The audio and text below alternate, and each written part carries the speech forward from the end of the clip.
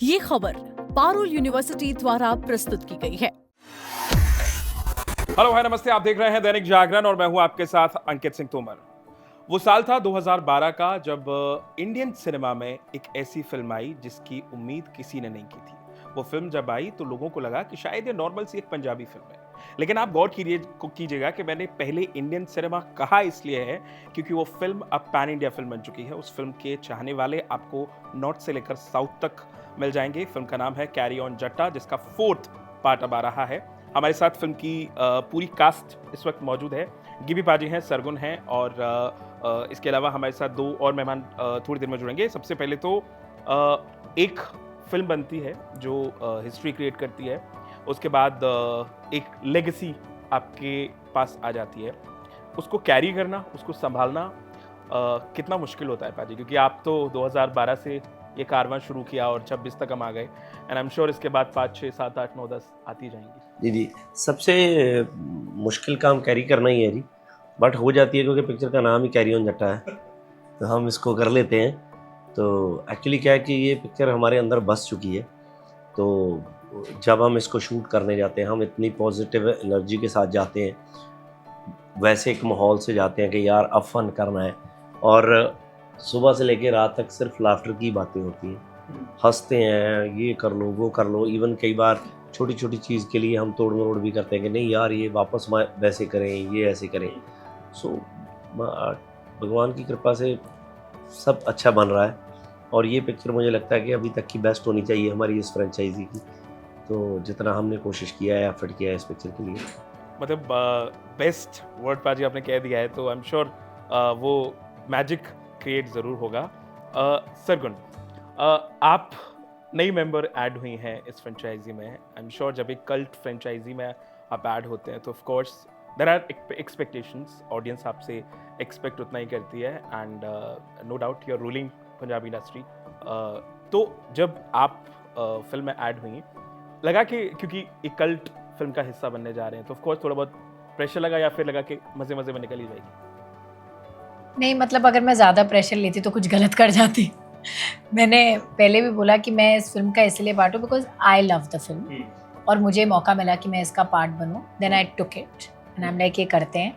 But मेरा ध्यान ये था कि फिल्म अच्छी बने, उसमें मैं क्या कर रही हूँ, ये क्या कर रहे हैं। एंड आई थिंक इनका भी ये एक ऐसी फिल्म है ना जिसमें कोई सेल्फिशली नहीं सोच सकता, because this film is not for selfish actors, it can't be made like that. It's a film जहाँ पर हर इंसान को अपना बेस्ट देना पड़ेगा, because every 5-10 minutes there is a laughter that might happen because of you, might not happen because of you, but you are a part of the film, this is what you have to enjoy.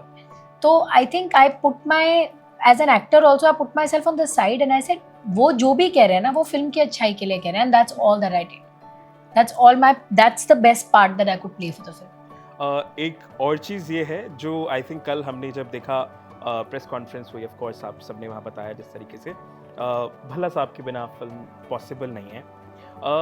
Unfortunately एक हमने ऐसे star को खो दिया, शायद जो बहुत बड़ी क्षति है पंजाबी सिनेमा के लिए, इंडियन सिनेमा के लिए। बट 4 में हमने ये कभी एक्सपेक्ट नहीं किया था। ये एक्चुअली में ये दाद देनी पड़ेगी पाजी आपकी और मेकर्स की, कि इतना बियॉन्ड जाके सोचना कि हम क्रिएट कर सकते हैं कुछ, और उनको लिटरली रिलीव कराया गया है, जैसे हम टीजर में देख भी रहे हैं। हम जेन्युइनली ऐसा लग रहा था कि वो वाकई में फिल्म का हिस्सा है। हाउ दैट हैपेंड एंड जो इमोशन क्वोशंट रहा है, ऑफ कोर्स वो आप सभी के साथ कनेक्ट जरूर हुआ होगा। I want to know that one thing. आपने बोला ना आपकी और मेकर्स की, वो दोनों यही है। मुझे लग रहा था कि ये बोलेगी। एक्चुअली क्या है कि नहीं, देखिए उनके बिना तो ये पिक्चर बन ही नहीं सकती थी, क्योंकि वो पिक्चर का हिस्सा नहीं, अहम हिस्सा है। तो सारी पिक्चर उनके आसपास घूमती थी, और पिक्चर का अगर पहली पिक्चर से लो तो कहानी का वन लाइनर ही ये है कि बेटा बाप से चोरी शादी कर लेता है और बाप को बताता नहीं है और छुपाता रहता है, और सारी पिक्चर बाप के इर्द गिर्द ही घूमती है। हम बाप को बेवकूफ़ बनाने के चक्कर में सारा शुरू से लेकर एंड तक, और एंड में जो थ्रेट एलिमेंट है वो भी सिर्फ बाप ही है, उसी को कन्विंस करना है। सारी पिक्चरें ऐसी ही थी। तो इस पिक्चर के लिए भी मुझे लग रहा था कि उनके बिना कैसे बनेगी, तो देन हमने ये डिसाइड किया कि उनको वापस क्रिएट किया जाए। उनकी फैमिली से बात की, सबको कन्विंस किया कि ये ऐसे बन पाएगा, और उन्होंने हमें बोला कि यार हम तो देखना चाहते हैं, कि इससे बेटर क्या हो सकता है अगर राइट चीज़ आए। तो अभी खुद हम जब देखते हैं तो हमें लगता है कि यार हाँ पर लसा भी है, इतनी अच्छा वो बन के आया है। We are so happy and excited, और उम्मीद है ऑडियंस को जैसे टीज़र देख के गूज़बम्प्स हुए, लोग इमोशनल हुए, वैसे पिक्चर में भी हुए। पुखराज आपसे जानना चाहूँगा because of course as I mentioned earlier कि एक लेगेसी क्रिएट हुई है और जब ऐसी फिल्म बनती है तो ऑफ कोर्स वो थोड़ा सा प्रेशर तो नहीं, लेकिन आई थिंक पाजी ने बता दिया पहले से ही कि हमने उसी एटमॉस्फेयर के साथ फिल्म को क्रिएट किया। कोई ऐसी चीज़ रही आपका या जब भल्ला साहब ने कभी आपसे ऐसे फिल्म को लेकर स्पेसिफिकली कोई डिस्कशन किया हो, कोई ऐसी प्रो टिप आपको मिली हो?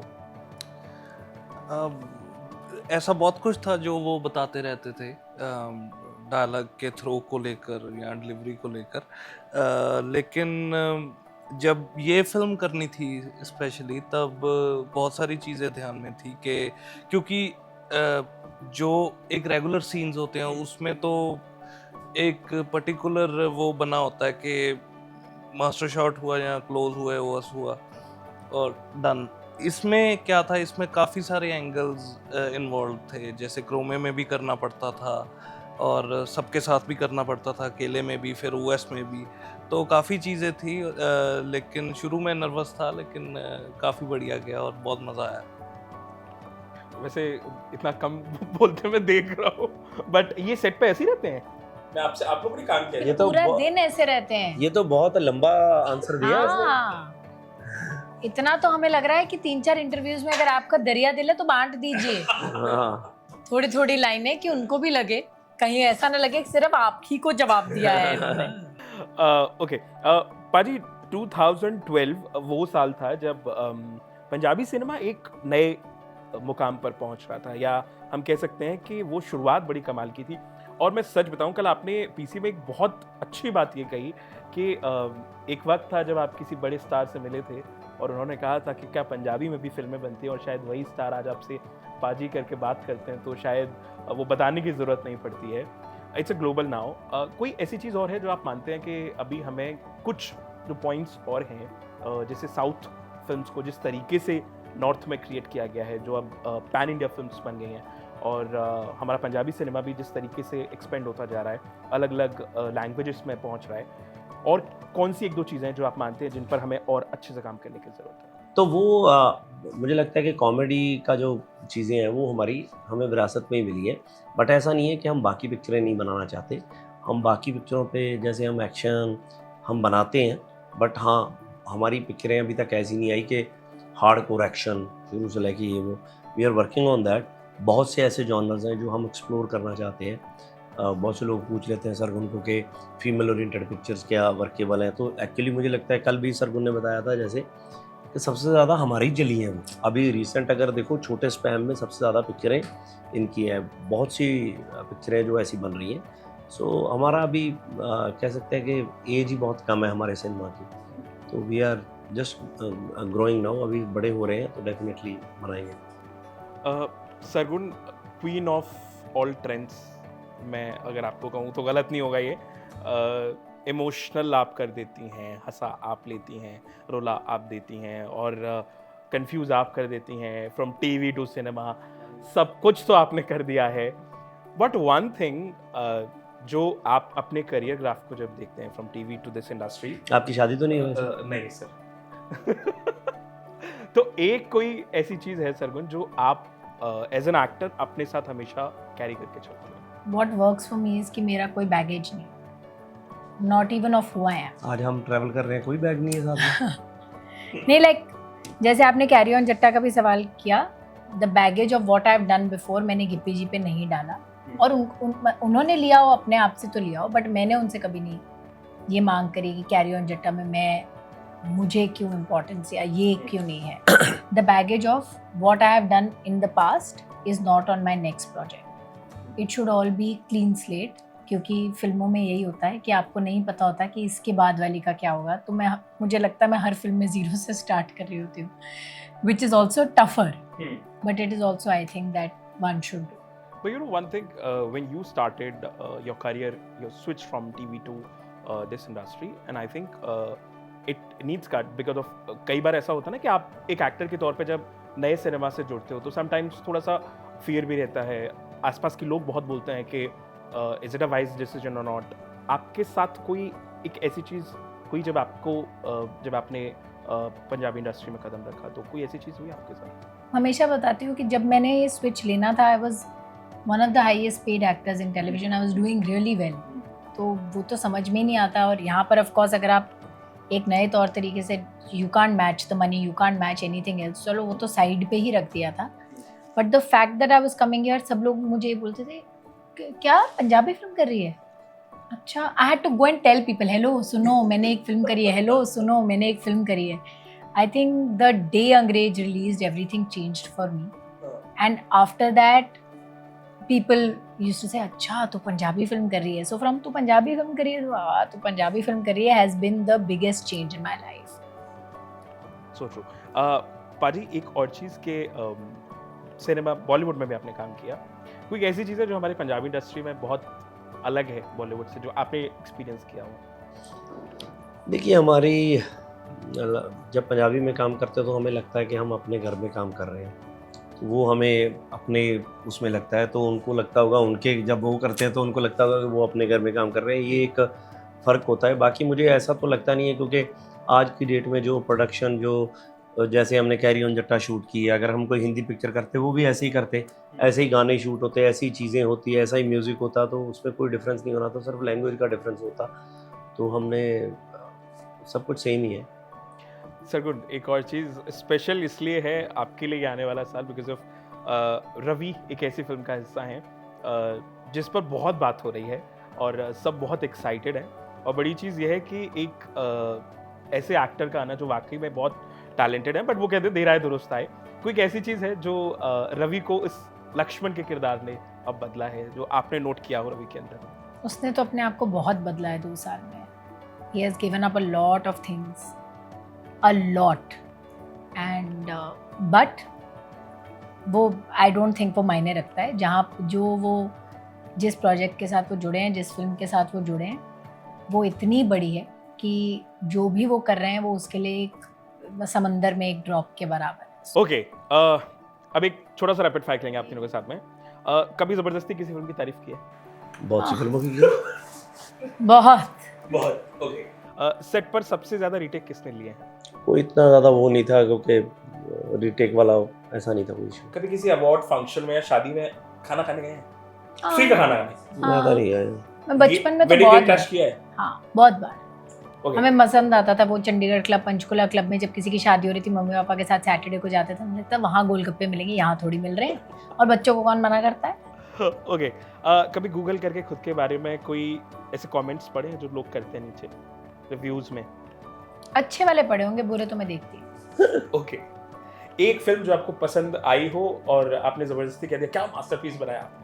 पसंद ना आई हो? ना आई हो और जबरदस्ती बोल के आए मास्टरपीस। हाँ, तो ऐसे फिर हम बताएंगे थोड़ी, जब हमने तब नहीं बताया, तब बोला है मास्टरपीस। ओके, एक सेलिब्रिटी जिसका नंबर आपके फोन में है लेकिन कभी हिम्मत नहीं उसे फोन करने की? मेरे पास शाहरुख खान का नंबर है, मैंने कभी उनको फ़ोन किया नहीं, मतलब डायल करके क्या है पापा जी आपको की पता है आचार जब है। नया नया फोन आता है ना, तो उसमें कुछ कॉन्टैक्ट सेव होते थे पहले जब आप नया फोन लेते थे, उसमें ऑटोमेटिक उनमें सलमान खान, शाहरुख खान, आमिर खान के कॉन्टैक्ट्स हमेशा सेव होते थे। असली नंबर ये नहीं होता था, नाम होते थे वहाँ पे। कॉन्टैक्ट्स में जाओगे ना, शाहरुख खान ऑलमोस्ट सबके फोन में होता था तब। शाहरुख खान, सलमान खान, मैं तो यही मैनिफेस्ट करती रहती थी कि इसके आगे नंबर भी दे दो। आपने किया है सर कभी ऐसा? नहीं, मतलब अपने फोन में कोई ऐसा नंबर है? मेरे पास एक बार नंबर आए तो सही, फिर मैं मैंने भेज देता हूँ, मैं भेज देता हूँ। ओके, सोशल मीडिया स्टॉकिंग की होगी, इट्स वेरी नेचुरल। Yeah. पक्का, ये तो बहुत नॉर्मल है। कोई ऐसी अफवाह है जो खुद पढ़ के हंसी आई हो? ऐसी अफवाह आपको बतानी है अपने बारे में? बताओ, तो आपके बारे में कोई अफवाह ही नहीं उड़ती। उड़दी नहीं, मत नहीं मारते आप, बड़ा आपा ਉਹਦਾ ਕੰਮ ਕਰੀਏ ਜਦੋਂ ਇਹ ਜਾ ਕੋ ਪੁੱਠਾ ਕੰਮ ਆਪਾਂ ਕੀਤਾ ਹੀ ਨਹੀਂ ਹੈ। नो अफवाह। ओके, अगर अपनी लाइफ की बायोपिक बने तो लीड रोल किसको दोगे? आप और आप दोनों बताइए। आप करेंगे आप?